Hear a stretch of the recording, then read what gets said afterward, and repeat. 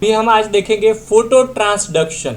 Okay, और हम देखेंगे विजुअल साइकिल। ओके, तो आज हम देखेंगे mainly visual cycle and photo transduction. इसका मतलब लाइट कैसे अपना वोल्टेज में कन्वर्ट हो जाती है और एक्शन पोटेंशियल बनाती है। ओके, और बाद में हम देखेंगे विजुअल साइकिल। तो सबसे पहले हमें समझना है which are the receptor for a light. So receptor for a light is known as photo receptor. तो रिसेप्टर जो भी लाइट्स के लिए होंगे उसको हम नाम देंगे फोटो रिसेप्टर। कौन से फोटो रिसेप्टर होते हैं ह्यूमन आई में? Rods and cones. तो ह्यूमन आई में होते हैं रोड्स एंड कोन्स। तो this is rods and this is cones. तो यहां पे दिखा है आपको रोड्स एंड कोन्स। ओके, तो दो दिखा है रोड्स एंड कोन्स।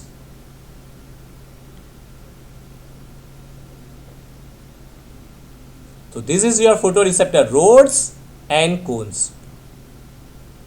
क्यों इनका नाम रोड्स एंड कोन्स है? क्योंकि इनके एक्सटर्नल पार्ट पे डिपेंड करता है। अगर इनका एक्सटर्नल पार्ट रोड शेप का है तो इसको हम बोलेंगे रोड। अगर इसका एक्सटर्नल पार्ट कोन शेप का है तो उसको हम बोलेंगे कोन्स।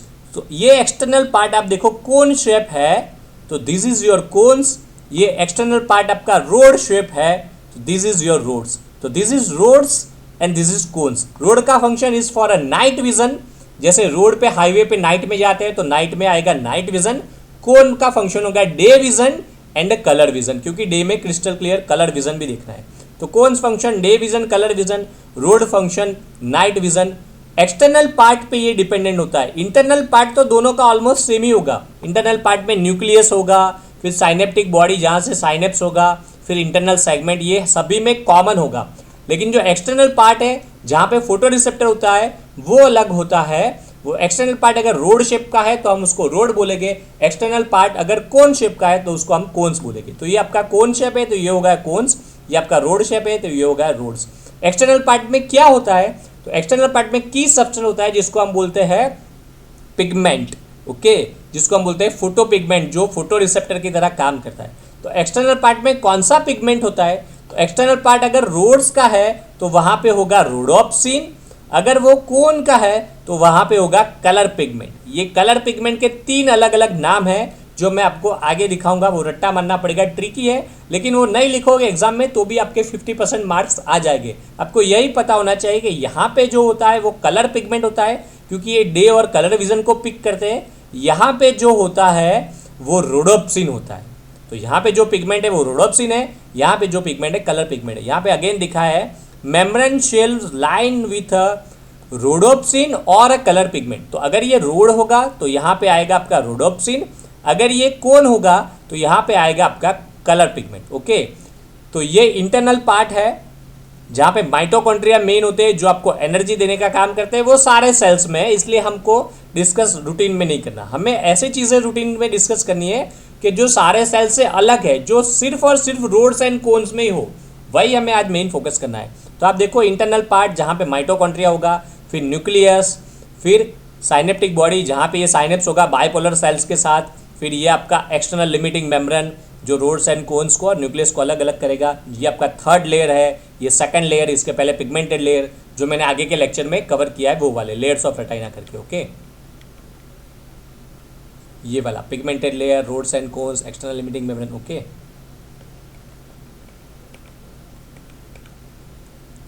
तो ये आपका एक्सटर्नल पार्ट है, वही हमें मेन समझना है, वहाँ पे सब कुछ होता है। ठीक है, तो एक्सटर्नल पार्ट में आप देखो शेल्स होते हैं, इसको बोलते हैं शेल्स या डिस्क। तो रोड्स में डिस्क होती है या शेल्स होते हैं। ओके, और कोन्स में कभी कभी बोलते हैं सेक्यूल्स वर्ड यूज करते हैं। तो जो डिस्क है वही सेक्यूल है, इसको हम बोलेंगे डिस्क। वैसे ही अगर कोन होगा तो वहाँ पे सेक्यूल होगा। दोनों चीज़ एक ही है, बस एक ही फायदा है। जब भी हम ऐसा स्ट्रक्चर बनाते हैं तो we increase the surface area, ये आपको याद रखना है। जब भी हम, क्योंकि अगर सीधा होता तो इतना ही सरफेस एरिया मिलता, लेकिन इसकी जगह हमें सरफेस एरिया बहुत ही लार्ज मिल जाता है, तो लार्ज अमाउंट पे लाइट को हम एब्जॉर्ब कर पाते हैं। तो वही पर्पज़ है सरफेस एरिया का।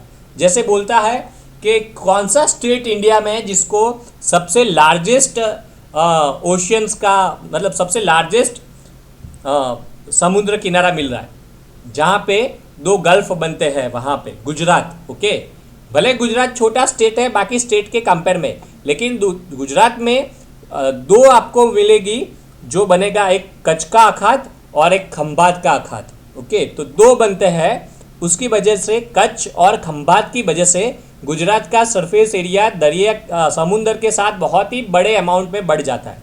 सेम वे कहीं पर भी आप अगर ऐसी शेल्फ्स देखोगे, क्योंकि ये कंसेप्ट बार बार आएगा, रेस्पिरेटरी मेम्ब्रेन में देखो हर जगह आएगा, कहाँ पर भी सीधे स्ट्रक्चर की जगह ऐसा स्ट्रक्चर बन रहा है, तो आप याद रखना छोटी सी बॉडी है, उसमें बहुत सारी चीज़ें सामान्य है, तो इसका एक ही पर्पज़ है, to increase the surface area. तो यहाँ पे ये shelves increase the surface area करते हैं, वहाँ पे रोडोप्सिन होता है जो लाइट को पिक करके आपको लोकल पोटेंशियल बना के देगा, और लोकल पोटेंशियल धीरे धीरे गैंग्लियन सेल्स में एक्शन पोटेंशियल बनेगा और ब्रेन तक कैरी होगा। ओके, अब हमें ये बाहर के स्ट्रक्चर में क्या यूनिक है वो देखना है।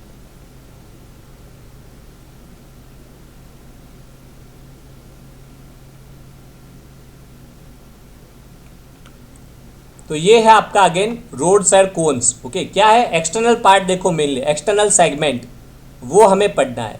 एक्सटर्नल सेगमेंट में क्या होता है, एक्सटर्नल सेगमेंट में यहाँ से सोडियम की एंट्री होती है और इंटरनल सेगमेंट से सोडियम बाहर चला जाता है। ओके, इंटरनल सेगमेंट से सोडियम बाहर चला जाता है।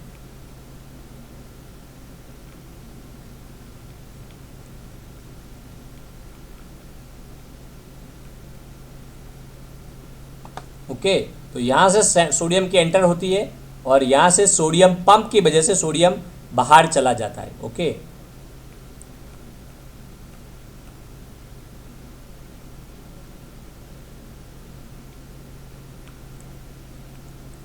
सोडियम पंप यहाँ से बाहर। अब मैं आपको पहले कोई नॉर्मल एक सेल दिखा देता हूँ तो आपको आसानी से समझ में आएगा, बाद में हम देखते हैं कि इसमें क्या डिफरेंस होता है। तो पहले हम कोई नॉर्मल सेल देखते हैं।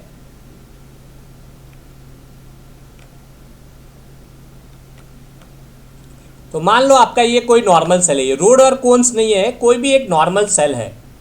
तो नॉर्मल सेल में आरएमपी कितना रहता है, तो नॉर्मली आरएमपी रहता है -80 या -90 मिली वोल्ट।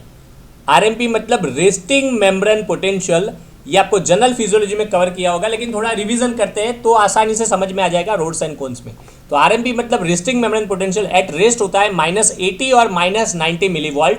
ये कोई भी एक नॉर्मल सेल्स का है। ओके, आरएमपी कैसे मेजर करते हैं, एक इलेक्ट्रोड आपको सेल के बाहर रखना है, एक इलेक्ट्रोड सेल के अंदर रखना है, और अंदर और बाहर का डिफरेंस जो है वो -80 है।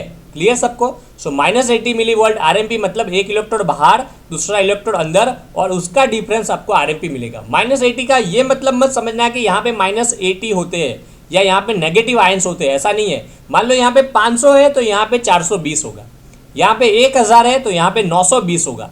दैट इज यहाँ पे 1000 सोडियम है, यहाँ पे 920 सोडियम है, तो ये -80 होगा इसके कंपेयर में। This is the concept. इसका बिल्कुल ये मतलब नहीं है कि अंदर नेगेटिव आयंस होते हैं, सोडियम तो पॉजिटिव है, लेकिन सोडियम यहाँ पे 920 है, यहाँ पे 1000 है, तो ये -80 वर्ड आएगा। ओके, तो ये आरएमपी का मतलब है -80 और 90।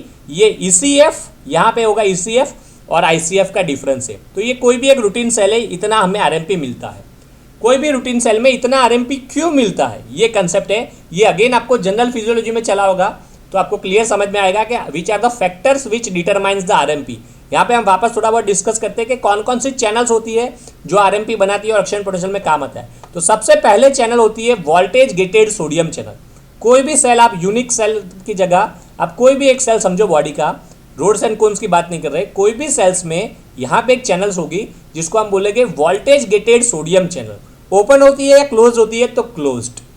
ओके, इसका मतलब ये चैनल रूटीन में क्लोज होती है, लेकिन अगर वोल्टेज बढ़ेगा तो चैनल ओपन होगी, तो इसका नाम है voltage gated. Clear? Voltage gated का मतलब है वोल्टेज इंक्रीज तो चैनल ओपन, वोल्टेज डिक्रीज तो चैनल क्लोज। एट रेस्ट पे वोल्टेज नेगेटिव है, चैनल क्लोज होगा, लेकिन जब एक्शन पोटेंशियल बनेगा तब ये चैनल्स ओपन होती है। तो normally at RMP the channels are close, voltage gated sodium channel. इसके अलावा कोई चैनल होती है तो हाँ होती है, that is a voltage gated potassium channel, जो भी बंद होती है। और तीसरी चैनल होती है ओपन पोटेशियम चैनल।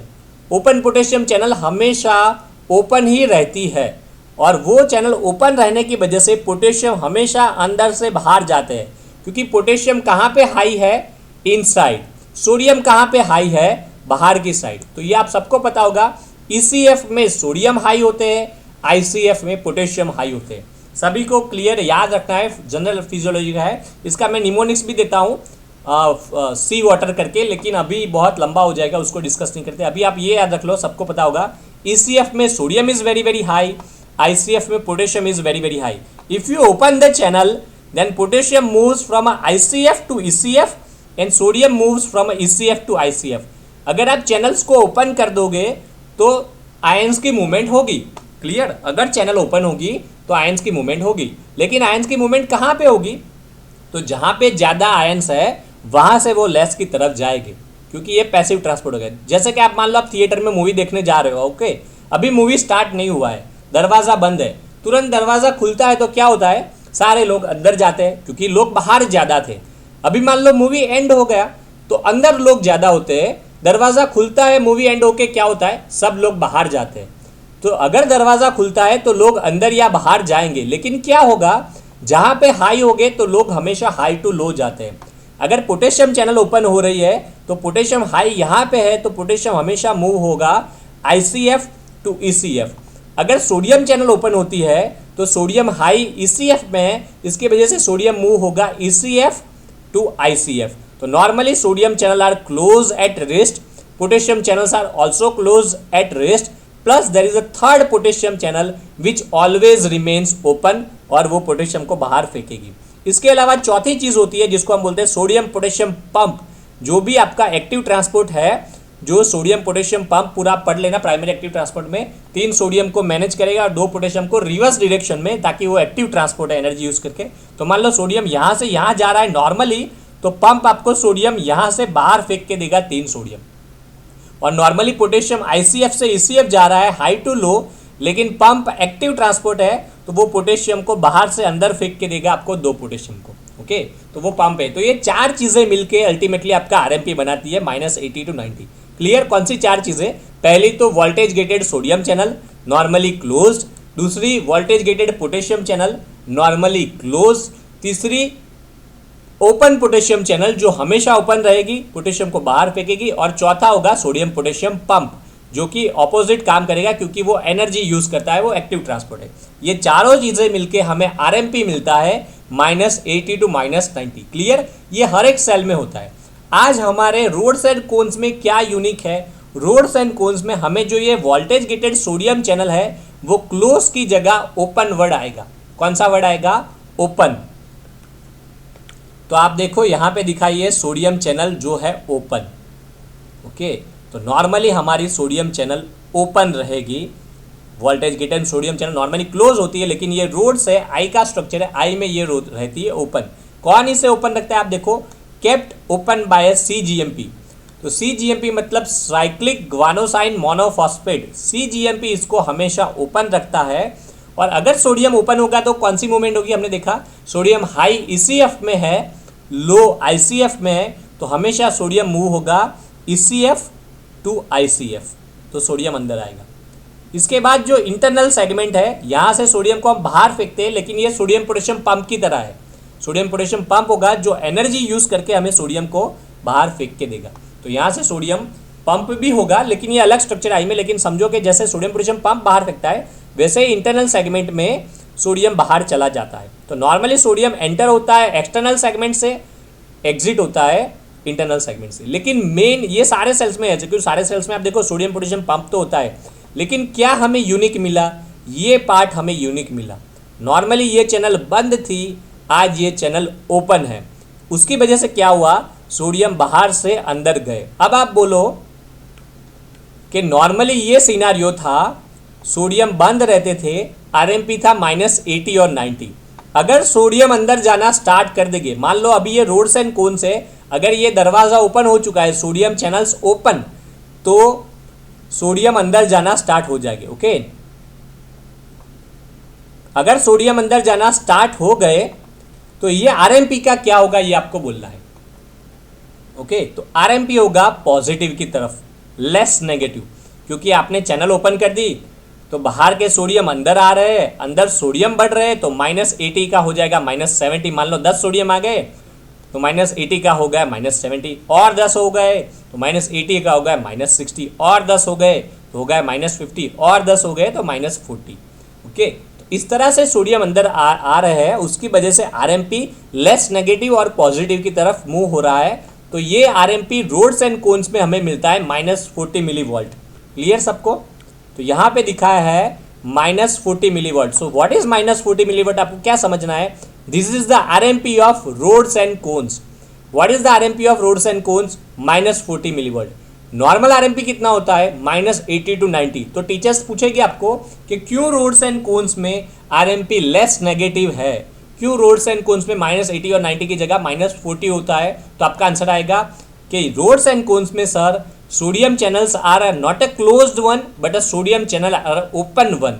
क्योंकि सोडियम चैनल हमेशा ओपन रहती है, इसकी वजह से सोडियम अंदर आता रहता है, उसकी वजह से ये लेस नेगेटिव रहता है -40 और -50 मिलीवोल्ट, बट नॉट अ -80 और -90। Clear everyone? तो आपका आंसर आना चाहिए क्योंकि रोड्स एंड कोन्स में सोडियम चैनल ओपन है, इसकी वजह से इसका आरएमपी -40 मिलीवोल्ट है, -80 या 90 नहीं है। सेकंड कंसेप्ट आपका क्लियर होना चाहिए कि सोडियम चैनल क्यों ओपन है। क्योंकि ये सोडियम चैनल ओपन रहती है, स्प्लिंट की तरह काम करता है। एक वर्ड आता है कि CGMP स्प्लिंट की तरह काम करता है और ये सोडियम चैनल को ओपन रखता है। So sodium channels keep open by CGMP splint, higher CGMP keeps them open. Clear सबको? दो कंसेप्ट, एक तो ये क्यों लेस नेगेटिव है सोडियम चैनल ओपन की वजह से, दूसरा कंसेप्ट कौन इसको ओपन रखता है? CGMP keep them open. Okay, so this is the concept. अभी आपको समझना है what is depolarisation and what is repolarisation. Normal RMP -80 या 90 है। अगर आप -80 से 90 से पॉजिटिव की तरफ चले जाते हो, जीरो या पॉजिटिव की तरफ चले जाते हो, मतलब आपने जो पोलराइज था वो आपका पोलराइजेशन चला गया, इसको हम बोलेंगे डीपोलराइजेशन। तो डीपोलराइजेशन मतलब आपका पोलराइजेशन चला गया, तो आप -80 या 90 थे तो आप जीरो या पॉजिटिव की तरफ चले गए, +20 +40 की तरफ चले गए, तो इसको हम बोलेंगे डीपोलराइजेशन। What is repolarisation? अगर आप -90 से जीरो की तरफ आ रहे हैं वापस, तो हम बोलेंगे रीपोलराइजेशन। ओके, आप -90 टू 0 चले गए तो डीपोलराइजेशन, लेकिन आप 0 से वापस -90 पे आ गए, आप वापस अपनी ओरिजिनल पोजीशन में आ गए, तो हम बोलेंगे रीपोलराइजेशन। अगर आप अपनी ओरिजिनल पोजीशन से भी थोड़े आगे चले जाते हैं -94 तक, तो इसको हम बोलते हैं हाइपर पोलराइजेशन। तो तीन वर्ड सबको क्लियर? डीपोलराइजेशन मतलब आपका ओरिजिनल -90 था, वो चला गया 0 पे चला गया, तो इसको हम बोलेंगे डीपोलराइजेशन। रीपोलराइजेशन का मतलब आप अपनी ओरिजिनल जगह पे वापस आ गए, मतलब -90 पे वापस आ गए, तो हम बोलेंगे रीपोलराइजेशन। एंड हाइपर पोलराइजेशन का मतलब आप अपनी ओरिजिनल जगह से भी पीछे चले जाओ। ओके, -90 से भी पीछे -94 पे चले गए, तो हम बोलेंगे हाइपर पोलराइजेशन। तो आज हमें समझना है हाइपर पोलराइजेशन। तो की कंसेप्ट सबको clear? What is hyperpolarisation? आपका जो भी आरएमपी है -90 है, आप उससे भी पीछे चले गए, -90 से भी पीछे -94 पे चले गए, तो इसको हम बोलेंगे हाइपर पोलराइजेशन। तो आपका आरएमपी -90 है, अगर आप -94 हो गए तो मैं उसको बोलूँगा हाइपर पोलराइजेशन। क्लियर सबको? Depolarisation, repolarisation, hyperpolarisation. अभी आपको वापस समझना है कि आरएमपी रोड्स एंड कोन्स का कितना होता है। रोड्स एंड कोन्स का आरएमपी है -40। तो अगर रोड्स एंड कोन्स -40 से -90 हो गए तो उसको हम क्या बोलेंगे? Hyperpolarisation. क्लियर? जैसे हमने बोला नॉर्मल आरएमपी कितना? -40। अगर आप आरएमपी से पॉजिटिव की तरफ गए तो उसको हम बोलेंगे डीपोलराइजेशन। लेकिन आप आरएमपी -40 से भी पीछे चले गए, -50 पे गए, -60 पे गए, -70 पे गए, -80 पे गए, -90 पे गए, तो उसको हमें बोलना पड़ेगा हाइपर पोलराइजेशन रोड्स के लिए। क्योंकि रोड्स के लिए नॉर्मल -90 नहीं है, रोड्स के लिए नॉर्मल -40 है। तो रोड्स पे नॉर्मली आरएमपी होता है -40। अगर ये -90 हो गया तो ये हो जाएगा आपका हाइपर पोलराइजेशन। क्लियर सबको? ऐसा होगा क्या -40 का -90 हो सकता है? देखो यहाँ पे तो है ना -90, लेकिन यहाँ पे -40 है। क्यों ऐसा डिफरेंस आया? एक ही चीज़ की वजह से हमने देखा, वो क्योंकि ये चैनल ओपन है। क्या हम -40 का वापस -90 कर सकते हैं? हाँ, कर सकते हैं। अगर वो चैनल को हम वापस क्लोज कर दे तो ये चैनल ओपन है, इसकी वजह से ये -40 है। मुझे अगर इसको -90 करना है तो मुझे ये चैनल को क्लोज कर देने पड़ेगा। तो अगर ये चैनल ओपन है, अगर ये क्लोज हो गई नॉर्मल सेल की तरह, तो ये -40 चला जाएगा -90 में, जिसको मुझे बोलना पड़ेगा हाइपर पोलराइजेशन। क्लियर? क्योंकि ये नॉर्मली चैनल बंद नहीं होती, नॉर्मली आरएमपी पे चैनल ये ओपन रहती है। ये चैनल बंद हो जाएगी तो ये -90 हो जाएगा और हाइपर पोलराइज हो जाएगा। कब ये चैनल बंद होगी तो आपको कंसेप्ट याद रखना है, अगर लाइट आएगी तो ये रोड्स या कोन्स है, ये रोड्स एंड कोन्स में अगर लाइट आ जाती है तो लाइट की वजह से तुरंत ये चैनल बंद हो जाती है। चैनल बंद हो जाएगी तो क्या होगा, सबको पता है, चैनल बंद हो जाएगी तो सोडियम अंदर नहीं आएंगे, सोडियम अंदर नहीं आएगी तो धीरे धीरे ये -90 वापस हो जाएगा। चैनल बंद हो जाएगी का मतलब जो था वही हो गया, यही हो गया नॉर्मल जैसा। तो नॉर्मल में -90 तो ये पहुंच गया -90 पे। लेकिन चैनल कब बंद होगी, अगर लाइट आएगी तो ही। ओके, और कौन चैनल को ओपन रखता था, channel are keep open by CGMP। तो CGMP चैनल को ओपन रखते थे। तो हमारा आज कंसेप्ट क्लियर कि अगर लाइट आएगी तो लाइट CGMP को तोड़ने का काम करेगी और वो CGMP को तोड़ देगी light, and that's why channels remains closed. Normally channels remain open because of CGMP. If there is a light is going to destroy this CGMP and that's why this channel is going to be closed. CGMP का splint चला जाएगा अगर light होगी तो light CGMP को तोड़ने का काम करेगी। तो आज आपको याद रखना है कि CGMP अगर 5' CGMP में कन्वर्ट हो जाता है तो वो इनएक्टिव हो जाता है, वो डिस्ट्रॉय की तरह है। ओके, ये आपका CGMP है। अगर आप CGMP को 5' CGMP में कन्वर्ट कर देते हो तो ये इनएक्टिव हो गया, ये क्लोज्ड या डिस्ट्रॉय वर्ड समझ सकते हो आप इसको। CGMP एक्टिव फॉर्म होता है, CGMP 5' CGMP हो गया तो ये डिस्ट्रॉय हो गया या इनएक्टिव हो गया, कोई भी वर्ड आप याद सकते हो। कोई एंजाइम है आपको याद रखना है, is there any enzyme which convert CGMP to 5' CGMP? तो यस, आंसर आपका आएगा फॉस्फोडाइस्टरेज। ओके, लेकिन कौन सा फॉस्फोडाइस्टरेज? CGMP फॉस्फोडाइस्टरेज। तो ये वर्ड आपको अच्छे से याद रखना है, CGMP phosphodiesterase. CGMP phosphodiesterase destroy CGMP। तो क्यों, कैसे डिस्ट्रॉय करेगा? एक्टिव CGMP को ये इनएक्टिव 5' CGMP में बना देगा। तो आपको यही याद रखना है, CGMP phosphodiesterase enzyme destroy them. बार बार इसलिए याद रखना है क्योंकि फॉस्फोडाइस्टरेज एंजाइम पूरी बॉडी में होगा। ओके, और ये हमेशा CGMP को तोड़ने का काम करता है। और ये ऐसा एंजाइम है कि जो वायग्रा से अफेक्ट होता है।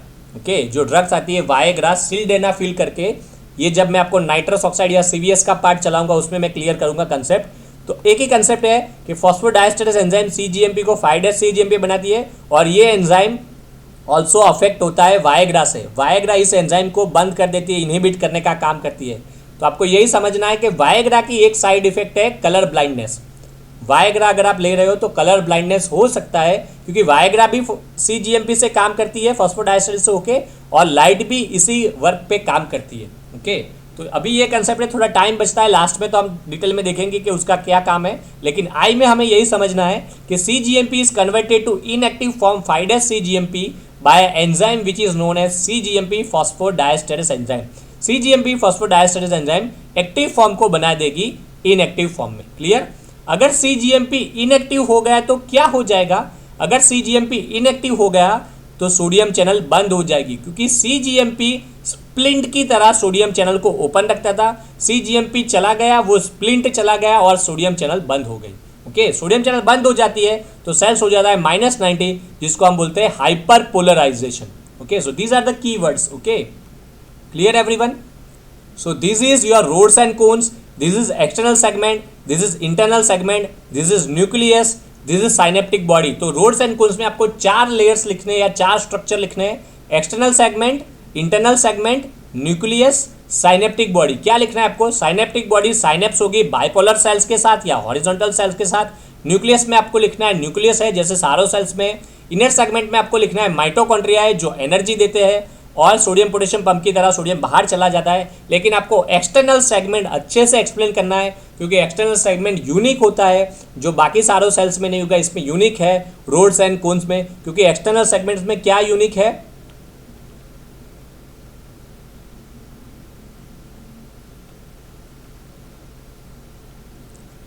ये यूनिक है कि एक्सटर्नल सेगमेंट अगर रोड शेप का है तो हम उसको बोलेंगे रोड्स। एक्सटर्नल सेगमेंट अगर कोन शेप का है तो हम उसको बोलेंगे कोन्स। एक्सटर्नल सेगमेंट्स में शेल्स या सेक्यूल्स होते हैं, डिस्क या सेक्यूल्स होते हैं। जहाँ पे एक्सटर्नल सेगमेंट्स में पिगमेंट होता है रोडोप्सिन होता है या कलर पिगमेंट होता है। रोड में होगा रोडोप्सिन, कोन्स में होगा कलर पिगमेंट। ये पिगमेंट फोटो रिसेप्टर में मेन काम करते हैं। यहाँ पे लाइट आती है तो ये फोटो ट्रांसडक्शन का काम करके आपको वोल्टेज बना के देते हैं, लोकल पोटेंशियल बनाते हैं। ये सारी चीज़ें यूनिक है, तो आपको एक्सटर्नल सेगमेंट अच्छे से याद रखना है। नॉर्मली आपको समझना है एक्सटर्नल सेगमेंट में अलग से कि सोडियम चैनल होती है, वो सोडियम चैनल नॉर्मली ओपन रहती है क्योंकि CGMP उनको ओपन करते हैं। Okay, normally rods and cones में सोडियम चैनल ओपन होती है क्योंकि CGMP उनको ओपन रखते हैं। इसकी वजह से उनका RMP -40 होता है। -40 का -90 हाइपर पोलराइजेशन हो जाएगा वेन एवर लाइट एंटर्स। अगर लाइट आएगी तो हाइपर पोलराइजेशन होगा और आगे आपको कुछ देखने मिलेगा। Okay,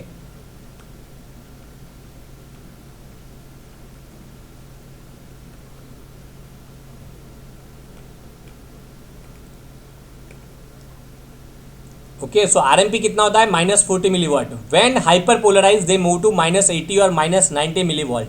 receptive potential reaches peak in about 0.3 second, last for more than 3 second. तो 0.3 सेकंड्स में अचीव कर लेता है, ऑलमोस्ट मोर देन 1 सेकंड तक लगता है। And receptive potential is proportional to logarithm lightning. ये सब फास्ट ले रहा हूँ क्योंकि ये सब सारे आपको टच सेंसेशन, पेन सेंस सभी में ये चलता है लॉगरिथम वाला। ठीक है, ये फोटो ट्रांसडक्शन है। अगर फोटो ट्रांसडक्शन की शॉर्टकट आती है तो ये सब आपको लिखना है। CGMP चैनल दिखानी है, सोडियम दिखाना है, सोडियम पंप दिखाना है और बाद में आपको ये लिखना है। ओके, तो लाइट की वजह से क्या होता है वो पूरा आपको समझना है। तो लाइट की वजह से क्या होता है पूरा वो हमें देखना है। तो अभी हम देखेंगे ये सब कुछ होता है।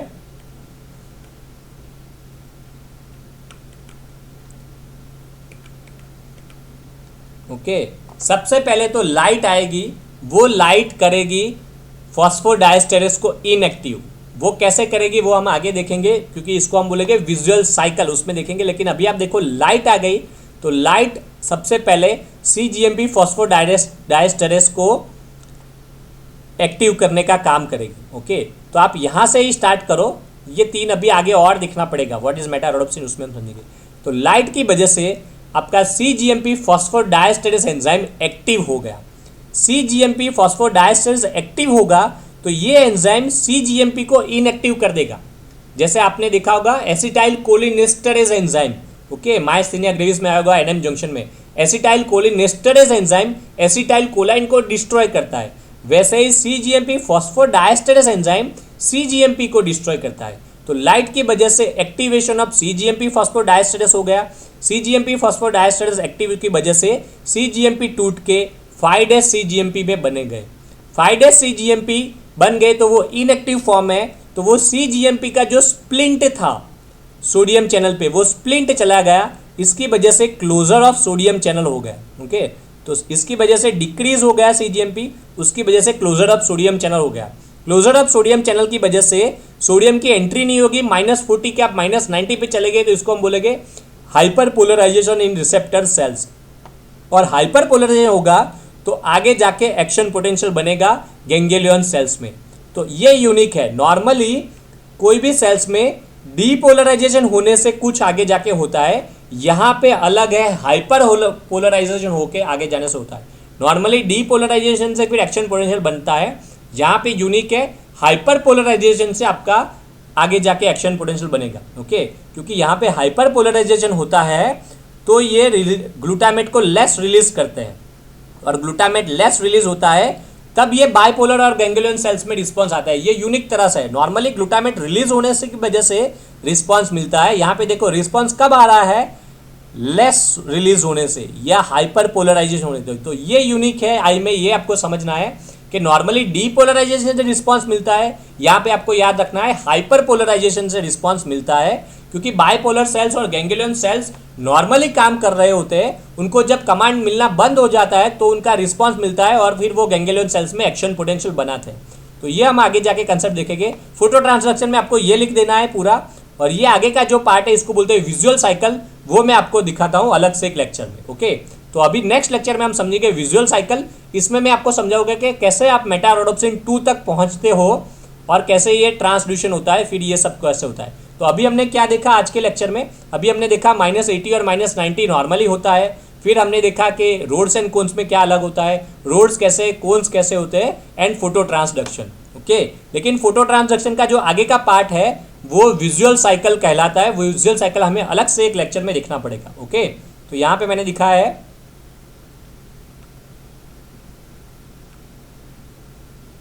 ये विजुअल साइकिल, ये पूरा टॉपिक अलग से है तो उसको अलग से लेंगे, इसकी वजह से हमें आगे फिर यही पाथवे मिलेगा।